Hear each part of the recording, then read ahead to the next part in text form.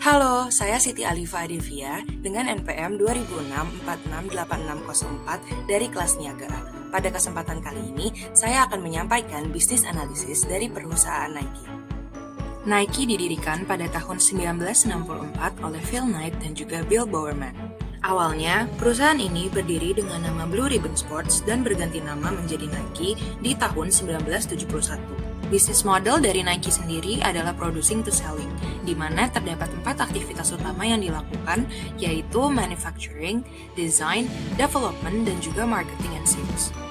Lalu, Nike memproduksi 4 produk utama yaitu footwear, apparel, equipment, dan juga service. Untuk analisis yang pertama, saya akan menggunakan pastel analysis di mana terdapat 6 faktor yang akan dibahas, yaitu politik, social, environment, economic, technology, dan juga legal. Faktor pertama adalah faktor politik, di mana faktor ini berperan penting dalam aktivitas perusahaan dan berpengaruh pada jumlah produksi serta berapa besar keuntungan yang dapat diambil. Faktor-faktor politik tersebut adalah Amerika Serikat memberikan kemudahan kepada perusahaan-perusahaan, salah satunya Nike, dengan suku bunga yang rendah dan perpajakan internasional yang telah diatur dengan baik. Lalu, sebagai perusahaan yang beroperasi di lebih dari 120 negara, Nike mendistribusikan barangnya dengan metode ekspor dan impor yang tarifnya dipengaruhi oleh kondisi politik dari negara-negara tempat Nike beroperasi. Faktor kedua adalah faktor ekonomi, di mana faktor ini memiliki pengaruh yang cukup besar bagi aktivitas bisnis Nike. Berikut merupakan beberapa pengaruh dari faktor ekonomi terhadap Nike, yaitu dengan modal yang besar, Nike mampu memasuki pasar-pasar baru di negara lain. Lalu, jika terjadi gangguan ekonomi seperti saat pandemi COVID-19, konsumen dapat beralih untuk menggunakan produk brand lain dengan harga yang lebih terjangkau.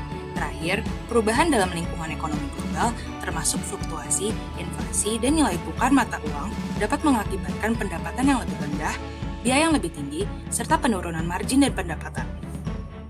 Faktor ketiga adalah faktor sosial. Faktor ini menjadi faktor penting bagi Nike.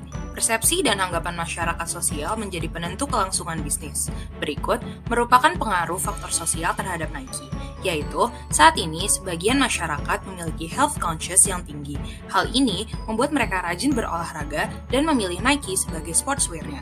Lalu, terdapat anggapan buruk terhadap proses produksi Nike yang menggunakan tenaga kerja dengan upah di bawah minimum, serta pekerja anak atau child labor. Faktor keempat adalah teknologi. Nike mengembangkan produknya menggunakan teknologi, salah satunya big data, untuk menghasilkan produk berkualitas bagi konsumen. Lalu, Nike menggunakan metrik informasi yang membantu dalam mengoptimalkan target, produksi, dan memaksimalkan pendapatan.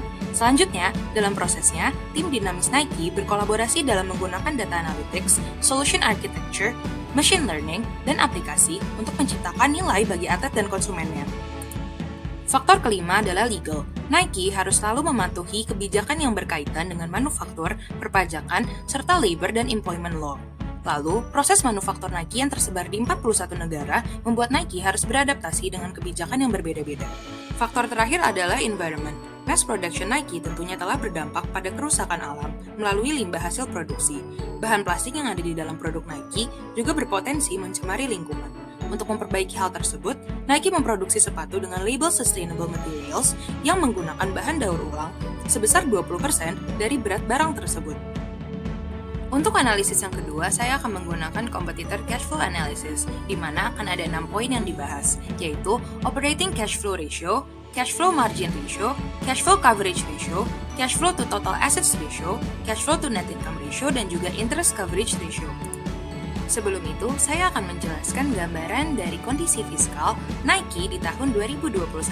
Pada tahun fiskal 2021, pendapatan Nike meningkat 19% dan mencapai angka 44,5 miliar US dollar. Laba rugi sebelum pajak penghasilan meningkat sebesar 131% untuk tahun fiskal 2021 karena adanya pendapatan yang lebih tinggi, ekspansi margin kotor, serta leverage beban penjualan dan administrasi. Demand creation expense menurun karena biaya pemasaran dan iklan lebih rendah untuk brand events dan operasi retail, serta biaya pemasaran olahraga yang lebih rendah karena acara olahraga yang tertunda akibat COVID-19. Penurunan ini sebagian diimbangi oleh investasi pemasaran digital yang lebih tinggi. Dalam competitor cash flow analysis ini, saya akan menggunakan Adidas sebagai perusahaan pembanding. Perhitungan rasio yang pertama adalah operating cash flow ratio Nike yang lebih unggul dari Adidas. Hasil dari Nike adalah 69%, sedangkan hasil dari Adidas adalah 17%. Namun, Nike belum mampu menghasilkan kas yang cukup untuk menutupi kewajiban jangka pendeknya, karena hasil perhitungan rasio ini masih kurang dari 1 atau 100%. Perhitungan rasio kedua adalah cash flow margin ratio Nike yang lebih unggul dari Adidas, di mana hasil dari Nike adalah 15%, sedangkan hasil dari Adidas adalah 7%. Namun, Nike harus meningkatkan persentase cash flow margin ratio agar Nike mampu dalam menjaga ketersediaan kas yang akan dialokasikan untuk membayar dividen investor. Perhitungan rasio yang ketiga adalah cash flow coverage ratio Nike yang lebih unggul dari Adidas, di mana hasil dari Nike adalah 27%, sedangkan hasil dari Adidas adalah 10%. Namun, Nike belum mampu menghasilkan kas yang cukup untuk menutupi seluruh kewajibannya karena hasil perhitungan rasio ini masih kurang dari 1 atau 100%.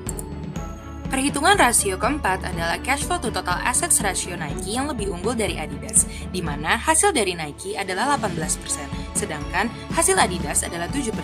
Namun, Nike harus meningkatkan persentase rasio ini ke angka 30% untuk berada dalam kondisi baik.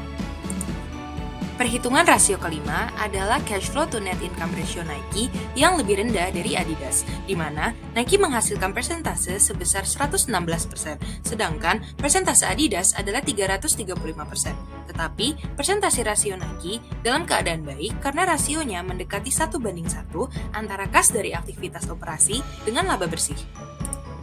Perhitungan rasio terakhir adalah interest coverage ratio Nike yang lebih tinggi dari Adidas, di mana hasil rasio Nike adalah 26,4 kali, sedangkan hasil Adidas adalah 3,5 kali.